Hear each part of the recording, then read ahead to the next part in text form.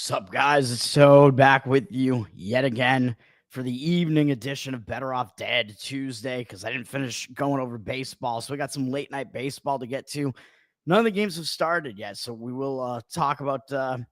Let's talk about all the games here. I think my mic is too close to my mouth here. What am I even doing here? So let's see how the market's doing, man. If you watched my show this morning, I gave out some plays here.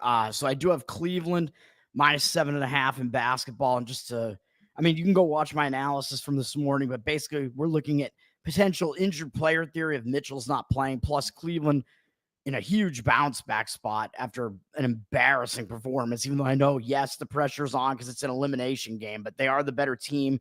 Pacers have turned into a very public underdog here with 62% of tickets and only 53% of the cash. So I think the real money is coming in on the Cavs. I would still probably lay the 8 with it. I mean, there's not much of a difference between 7.5 and 8, as 7 is the key number.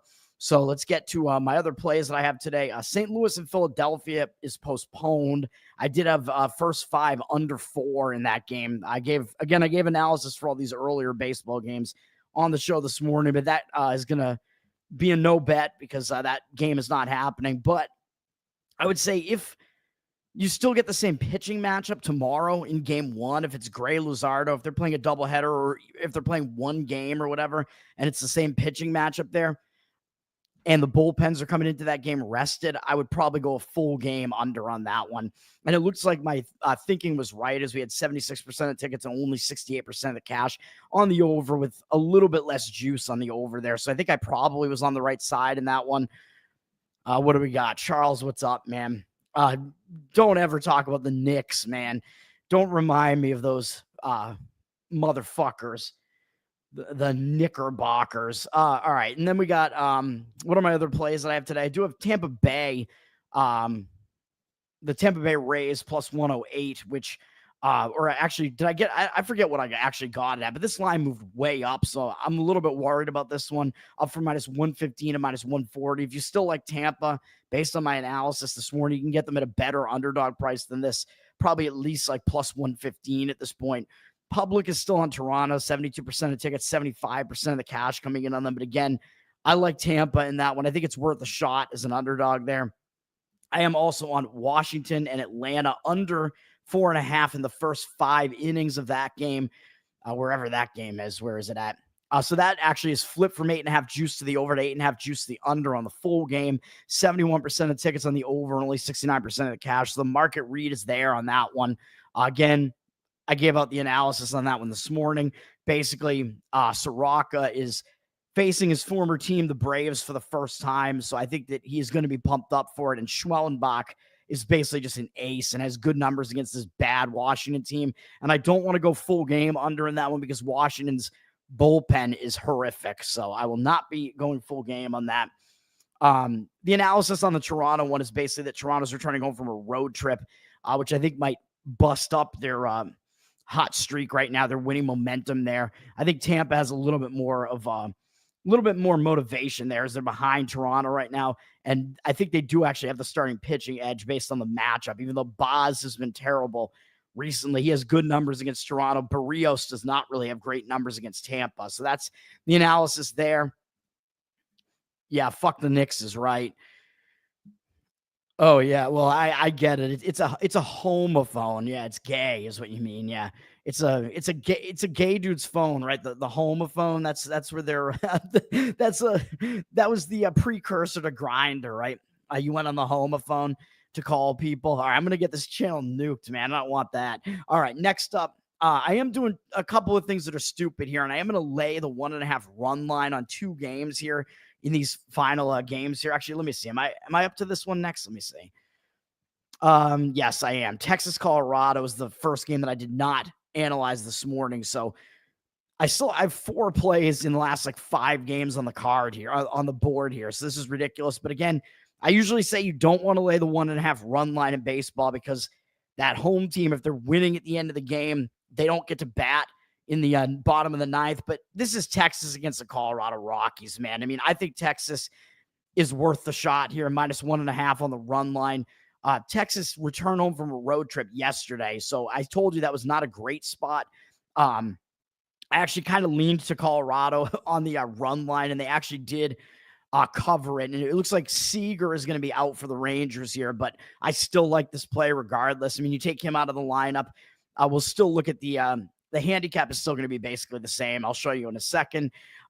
It's not like having a star player injured in like other sports where one player like matters even more. In baseball, they don't matter as much. Like one hitter in the lineup doesn't matter as much. But anyway, Texas returned home from a road trip, and they really didn't have a great game against Colorado. So I think Texas has the advantage here, man. Colorado is a historically bad team, man. And after returning home, if you have a bad game in that return home spot, you tend to be a little bit focused and do a little bit better in that next game. I think Texas might consider that to be a bad game, barely escaping against the Colorado Rockies. The Rockies, I don't think the Rockies have the upper hand against Texas in any phase of the game. I don't think I'll show you in a minute. They don't have the better starting pitcher. I think Texas, as much as their offense has struggled, I think Texas still has the better hitting. And I think Texas certainly has the better bullpen, as their bullpen is actually pretty good. Now, if we look at the starting pitching matchup here, Kyle Freeland, this is a huge part of the handicap. He's pitching for Colorado, 6.41 ERA, 1.65 whip, horrendous numbers. Colorado's won only one game with him pitching, which was at San Francisco, which is a pretty decent win for the Rockies there. But I mean, this is just bad otherwise, man. On the road, I am a little bit worried that on the road, he is a little bit better. At home, he's been horrific, which at Coors Field, I mean, yeah, Coors Field really will ruin your pitching stats. 9.77 ERA at home, but even so, 4.18 ERA on the road. It's not exactly good.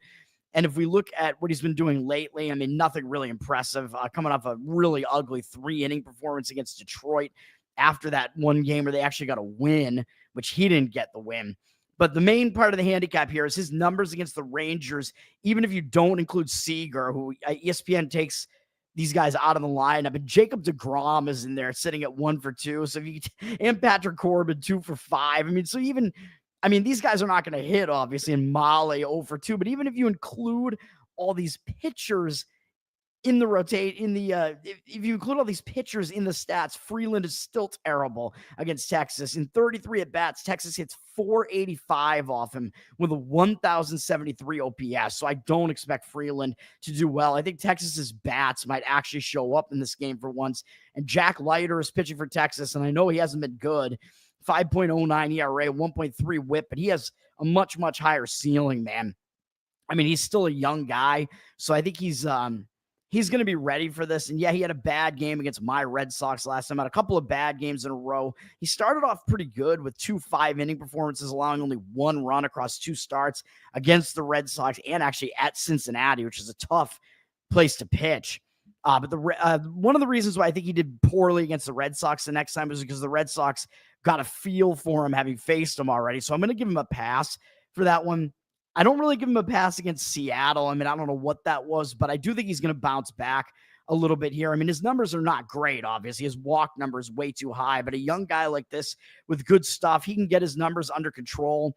And I think facing a really bad Rockies lineup is going to help him quite a bit. And the Rockies have never faced him before, except Moniak is 0 for 2 with a strikeout against him. So I like the young pitcher who the hitters are absolutely unfamiliar with up against a pitcher who has terrible numbers against the opposing lineup here. And I think it's a good spot for the Rangers. So I will lay the run line with the Texas Rangers in that one. Yeah, you want to start a tower with the N word there? Yeah, let's not get this nuked. Dude, I have no idea. Houck had a really good first half of the season last year, but I could have told you even then that he's not actually good, and he was horrendous in the second half of the season. He should not even be in the – he might be the worst pitcher in Major League Baseball, and that's really saying something because there are some pitchers that – I like Charlie Morton and a lot of Colorado's pitchers, actually not Freeland. Freeland's not as bad as some of their other pitchers, but I don't know how Houck is in the majors at all, man. I mean, it's unbelievable how historically bad some of his performances are. Next up, I do have an under in a first 5-inning again in Kansas City, Houston, which, by the way, that Texas game, the money is coming in on Texas, I believe. They're up from -215 to -223. Yes, they're very public, 92% of tickets, 97% of the cash. I mean, the books are making it basically impossible to find value betting against Colorado, but I think you can lay the run line and you'll at least get a better price on that. Colorado's just that bad. Now, under first 5 innings in Kansas City and Houston, and it looks like we do have market agreement on this one. This is sitting at 7.5 on the full game. With a little bit of extra juice now, but 55% of tickets on the over and 77% of cash on the under. So I think the under is probably where the money is coming, but I'm going to cut this to first 5 innings because I don't like that the teams played yesterday in a close 7-5 game, and a lot of the bullpens, a lot of the relievers were used, even though both bullpens are actually not bad. Houston's especially is not that bad. So if you did want to go full game, under, I mean, I don't hate it, but I prefer the first 5 innings a little bit, especially because Gusto really did bad yesterday and got taken out of the game early. Surprisingly, Walker didn't do that bad. But because Gusto had to get taken out, Houston had to use a little bit extra out of their bullpen. So I'm just going to keep it to the first 5 innings, even though Houston does still have some of the better relievers available here. But if you look at the starting pitching, Bubic is pitching for the Royals. And yeah, I don't expect him to continue being this good. 1.69 ERA, 1.1 whip. But for now, I mean, his numbers are really good this year. 47-14 strikeout walk ratio is pretty good. Only 39 hits allowed in 48 innings. All those numbers are good. And he's been good this month too. 12 innings of shutout ball across 2 starts with 10 strikeouts and only 2 walks. Granted, they were against bad hitting teams in Baltimore and the White Sox. And yes, I'm a little bit concerned because, yes, he did see Houston not that long ago, and he actually didn't do that well in that game. So, yes, Houston is recently familiar with him. But even if you include those stats, Bubic has actually been really good against him in 43 at-bats. 9.7 strikeout walk ratio is not good, but 209 batting average and 646 OPS. So even including that bad start that he just had against Houston, he's actually been pretty good against them. And then Framber Valdez is pitching for Houston, and he's starting to turn his season around a little bit. I mean, he's still a pretty good pitcher, 3.94 ERA, 1.19 whip. He's returned to form here, especially in his last outing, a 7 inning, 7 strikeout, 1 run performance, 3 hit performance against Milwaukee after kind of an iffy performance against the White Sox. But if you throw that White Sox start out in his last 3 of his last 4 starts, he's allowed 2 or fewer earned runs. One of those was against Kansas City, where he actually kind of dominated, went 8 innings, allowed 2 earned runs, including a home run, 5-2 strikeout walk ratio, and 3 hits allowed. He had a nice performance there. So yes, that does mean that both of these starting pitchers are familiar to the opposing hitters because they just saw them. But when I think you're dealing with like a veteran like Framber Valdez, I don't think it matters as much. And against the Royals, he has really had their number. So the familiarity doesn't seem to matter as far as the Royals. They have 115 at-bats against him, and he has a 38-9 strikeout walk ratio against them and is held to a 165 average, 521 OPS. I mean, that is complete domination on the part of Valdez. So I do also lean to Houston a little bit there. Houston, 52% of tickets, 64% of the cash coming into them, but I prefer the under. I prefer both starters to hold those bats down. So I'm on the under in the first 5, and that one you can get under 4 at even money. Then we got, let's see, what are the other games that are left? San Diego and Anaheim. So I have a play in this one too. I have a play in 4 games in a row here on the board here. That's my other run line play. I'm going to lay San Diego minus 1.5 at plus 115. I mean, San Diego, they blew the game last night, and that was a tough spot for them, which I mentioned on my show yesterday. I mean, they were returning home from a road trip, man, and they had that little win streak broken, returning home from a long road trip where they actually went to Pittsburgh, then to the East Coast to New York, and then they had to go to Colorado into elevation. They put up those huge run totals in those 2 games, lost to Colorado to finish that series, and then they came back home. It was not a good spot for San Diego. As I always point out, when you return home from a road trip, it is a distracted spot there. And now I'm speaking of a distracted spot, I'm distracted by this, what is this, kimchi garlic fries at San Francisco's ballpark. I don't know why we're even looking at that with San Diego's page here, but look at that, man. That looks good. That is kimchi, right? And it looks like maybe bacon or something. Is that kimchi and bacon? I don't know what I'm even looking at here, but whatever that is, it looks pretty good on some fries and a Giants hat. I mean, I would definitely eat that shit. San Diego, though, I think they're going to be really angry because just like I said with Texas, but even more so here, you return home from a road trip and you get caught in that distracted spot and you lose a game that you should have won.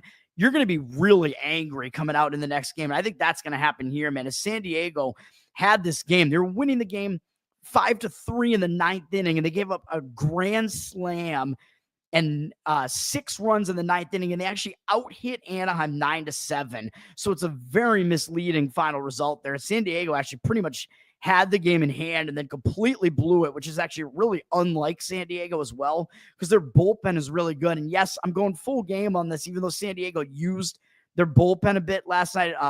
Morejon only went six pitches, though, so he'd be available again. Moron. But San Diego, I mean, they have one of the best bullpens in baseball, so I'm actually not as concerned about San Diego. I think they'll be ready. I think they'll be able to do this. And if their starter gets them deep into the game, they won't even have to use that many relief pitchers.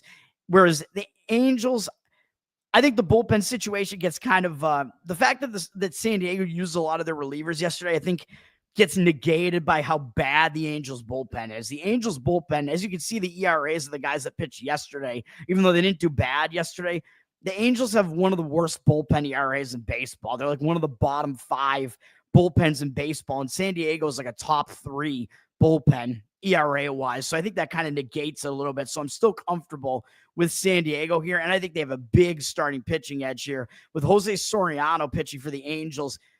Yeah, a 4 ERA looks decent, but a 1.53 whip is anything but decent, as he is putting way too many men on base. He's walked 20 guys in 45 innings, and he's allowed more than 1 hit per inning. I mean, that is just bad. And in his last start, he had 4 walks in 5 innings against a Toronto team that is starting to hit a little bit, but still not that impressive. Yes, he does have strikeout stuff. He can strike guys out, but he is just wild. He's too hittable. He's not that good. And San Diego's offense can definitely take advantage. Their offense is good. And in 17 at-bats against Soriano, I know it's a small sample size, but they have a 353 average and 941 OPS off of Soriano. So that's pretty good. Whereas Dylan Cease, I think what we're looking at here is we're actually going to get a little bit of value playing Dylan Cease, even though, yes, San Diego's a huge favorite, so you do have to lay the run line on this. But look at Cease's numbers, 4.91 ERA. People are going to look at this and think, well, maybe Cease was just a flash in the pan last year, and people might not even remember Cease from last year. Even though I think he had a no-hitter at one point last year, he was able to cease the opposing bats last year. But Cease is nowhere near as bad as his numbers look here, even though, 1.41 whip is really bad, but the ERAs would basically tell you that Soriano actually is better than Cease, and that is certainly not the case. Cease is the better pitcher, and San Diego has the way better offense, especially with Trout no longer there for Anaheim, and San Diego has the better bullpen, even though they're not as rested. But Dylan Cease, his numbers are being completely skewed by one really horrendous 9-run outing at the A's. And you know that I keep pointing out that A's stadium, if you're not familiar with pitching there, you can have a bad outing there, man. It's a very hitter-friendly park, and he did. And if you take that, throw that start out and throw his first start of the season out, which you can throw first starts out, man, because a lot of times you're just not ready yet to pitch. Sometimes guys just have a bad outing. If you throw those 2 starts out, he hasn't allowed more than 2 earned runs in any start. And he is coming off a nice 6 2/3 1-hit effort with 9 strikeouts against the Yankees. And they didn't overextend him. They took him out at 89 pitches. So they're not burning him out or anything. So I like Cease to bounce back in this one and cease the Angels bats, who aren't good anyway. But in 58 at bats, he's struck out 23 of the Angels hitters, 23-6 strikeout walk ratio, 172 average allowed, and 612 OPS. So Cease has the upper hand here. I expect him to do better. So we're going San Diego run line. And then we're playing the next game as well. Yankees, Seattle. We're going under full game, under 7. You can get somewhere around there. Remember, 7 is key. You don't want to have to go under 6.5 in baseball. 7 is a key number in baseball because it breaks the 3-3 tie. But I think we want this, man. Even though, yes, I believe these teams played yesterday and they went way over the total last night, 11-5 in this game last night. But this was a bad pitching matchup, man. Clark Schmidt against Emerson Hancock. They both suck. And really, we didn't see that many of the better relievers come out of the bullpens for either team. Williams for the Yankees has been demoted to whatever the hell his role is. And he's available tonight probably still because he only made 4 pitches last night. Not that you want him available when you're going under here. If you did want to go under first 5 innings, I wouldn't tell you not to do that either, but I just don't love going under first 5 innings, under 3.5 as much. I think you have to pay juice to go under the 3.5 here because this pitching matchup is insane. So I will take the full game and deal with the bullpens because Yankees and Seattle both actually have pretty good bullpens. And I think their bullpens have actually been underperforming a little bit. And if you look at the starting pitching matchup, Max Fried, I mean, sure, he's not going to have a 1.05 ERA throughout the season. That's not going to happen. 0.91 whip, really, really good as well. He's been one of the best pitchers in baseball. But I don't know that it's going to stop here, even though, yeah, he just had a really good outing against San Diego. But that just tells you he's just in really, really good form, man. He hasn't allowed more than 2 earned runs in any start. He hasn't allowed more than 1 earned run in any of his last 4 starts, allowing 0 in 3 of them and going 7 innings or more in 3 of them. He's dominating, and he's consistently throwing 100 pitches. But even though, yes, I expect him to start doing worse, I don't think it's going to happen against Seattle because look at these numbers. In 42 at-bats against Seattle's 42 at-bats against Seattle's bats, they only have 1 extra base hit off him. They're 4 for 42, 11 strikeouts, 3 walks. He's held him to an 0.95 average and 275 OPS. So Max Fried has dominated Seattle's hitters. And Brian Wu on the other side is a guy I like to bet on because he is also a pretty solid pitcher. 3.25 ERA, 0.92 whip. He's coming off an outing that looks bad because he gave up 5 runs. But remember, that was at that dreaded A's stadium. And he was coming off a really nice 6 1/3, 1-hit effort against Texas. Shutout effort with 8 strikeouts. But still, the outing against the A's wasn't even that bad, especially considering that that's a real hitter-friendly ballpark. He still went 6 innings and had 6 strikeouts and only 1 walk. So that still tells you that he's got command right now, even though, yeah, he went 100 pitches, but he's consistently going into the 90s, so that's not really that bad. And over the course of those 2 starts, he's got a 14-1 strikeout walk ratio this month, 44-8 on the season. Really nice strikeout rate, really low hit rate. 33 hits allowed him, 44 1/3. Wu is getting it done. And against the Yankees, even though their offense is good, they got 22 at-bats off him. 8-1 strikeout walk ratio. Dominguez does have 1 home run off him, but he's held him to a 182 average and 581 OPS. And couple that with the fact that Seattle's pitchers basically all do better at home, and this is a pitcher-friendly ballpark. We're going under in this one, and we'll take the risk with the bullpens there as well on that one. And then to finish it off, we do have Arizona, San Francisco. I don't have plays in these last 2 games. San Francisco, they returned home from a road trip, which was a tough spot last night, and they wound up losing to Arizona in a tough game, man. Tough loss, 2-1, where Verlander actually pitched pretty well again for San Francisco there. They wound up losing the game in the end. And again, as I usually say, when you return home from a road trip, you don't play well in that game. Usually you turn around and you play better in the next game, but I just don't know that I want to do anything with Robbie Ray here, man. As his 2.84 ERA and 5.0 win-loss record, I think is misleading. Robbie Ray is not that good of a pitcher. 1.2 whip is decent, but I still think he's going to regress, even though, yeah, he's been good this month. 13-4 strikeout walk ratio, only allowing 1 run in 13 innings, including a road start against the Cubs. I mean, home start against Colorado is not impressive, but road start against the Cubs, pretty impressive. He's actually done fairly well against some decent offenses this season as well, though actually Philly beat him up. He only went 4 innings against the Yankees, so maybe I retract that statement a little bit. 5 walks against Philly, 3 walks against Milwaukee, and those are some of the better offenses that he faced. So he is facing a really good Diamondbacks offense here, but he has done well against them in the past. 27 at-bats, 11-1 strikeout walk ratio, 222 average, although a 731 OPS because they do have 2 home runs off him.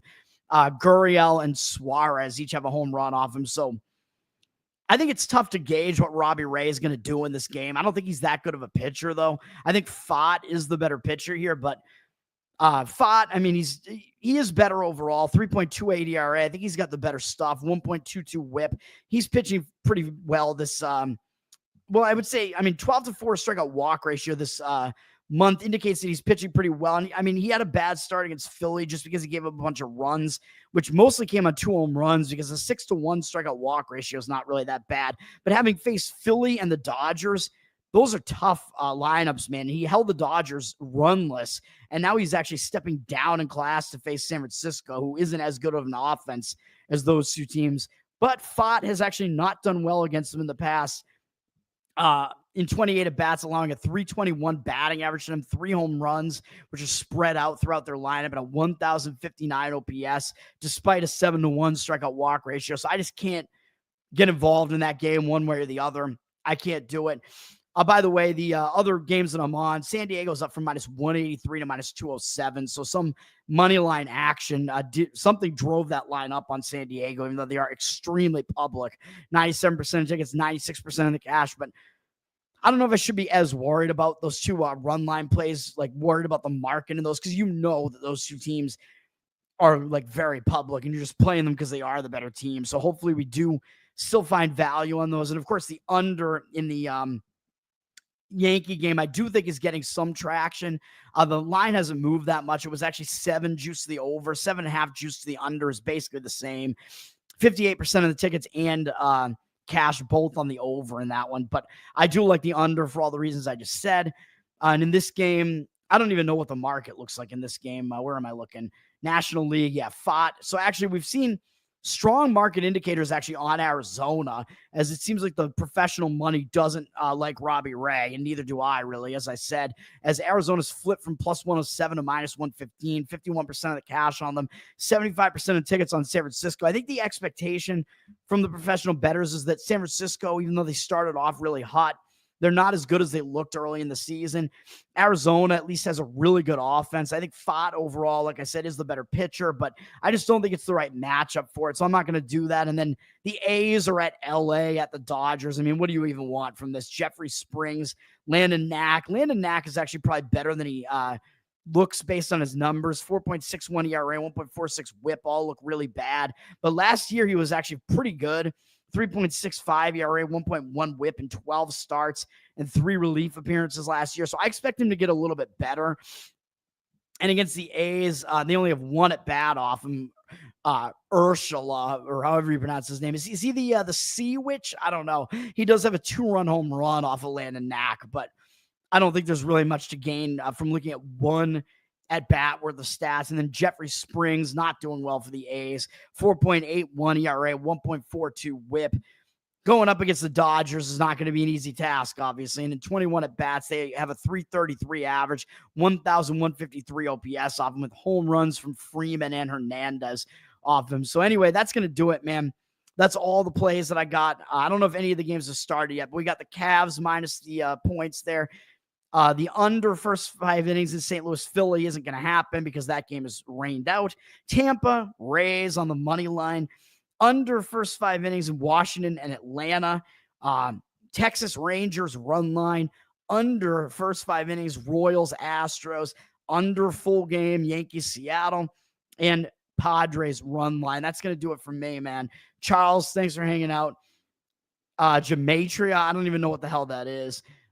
Scott, what's up, man? You like spam? I'm not. Oh, that was spam on that. I'm not a huge fan of spam, man.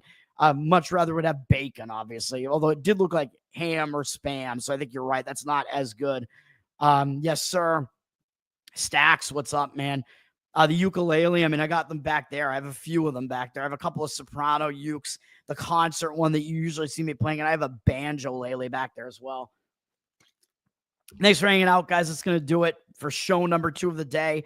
Tower Game Tone on Twitter, patreon.com/Tower Game. Go follow the Tower Game podcast. We'll be live again tomorrow night for another episode where I'm assuming we're going to talk about my ukulele Kanye cover. So we'll see what happens in tomorrow night's episode. And go get your Bohemian Grove tickets and go meet us in person in Florida in June.